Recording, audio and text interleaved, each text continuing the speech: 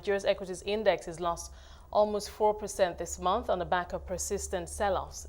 Seun Arambada, senior analyst at Meristem, joins us for a recap on activities at a local bourse this month. Seun, thank you for joining us today. Let's get right to it.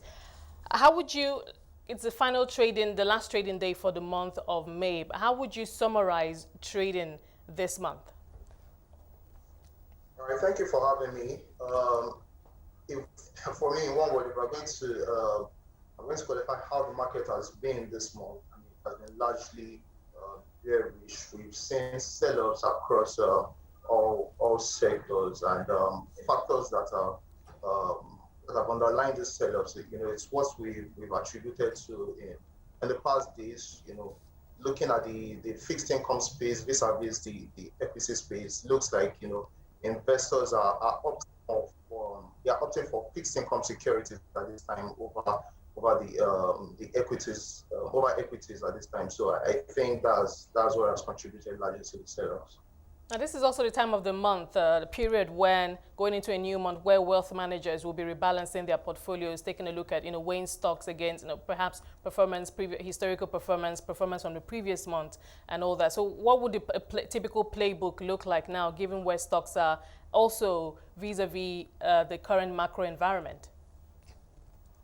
Okay, so I'll just to say that we really do not have a very strong macroeconomic backdrop, so we really cannot project what equities markets will do against that backdrop, because we've seen in time past how markets performance has shown how the macroeconomic environment has performed. But I think what investors will be looking for at this time is good entry point, especially on quality counters.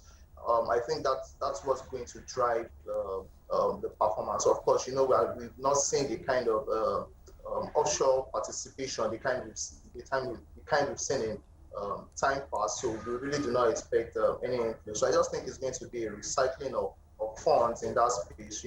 Investors cherry picking for quality counters and looking for good entry points.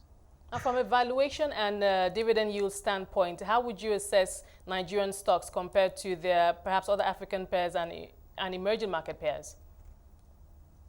Okay, so you recall that at the end of trades last year, the market closed 50% up, returning 50% year to date. So at that point, the Nigerian market was trading at, should I say, significant premium to its peers. But following the sell-offs we've seen, majorly from February to date, we've seen a moderation in terms of valuation of the Nigerian equities markets. So compared to say emerging markets and some sub-Saharan African market, the market is currently trading at a discount. But I think overall, what will shape interest in the coming days will still be yields in the fixed income markets. If we still see the uptrend in yields in that space, I think investors will prioritize capital preservation, right? They are going to prioritize capital preservation over the equities market. Now, looking at the year-to-date performance so far, two sectors stand out: the insurance sector and the oil and gas sector. Insurance up just over 8%, oil and gas sector up over 36%. Talk to us. I'm more interested in the oil and gas space and those fundamentals that are supporting confidence and just supporting interest at the moment. Okay, so right now, I don't think it's more of the fundamentals. But I mean, if we look at the oil and gas industry, I think over the long term, we might still have some reason for optimism. We are looking at possibilities of the PIB being passed this year.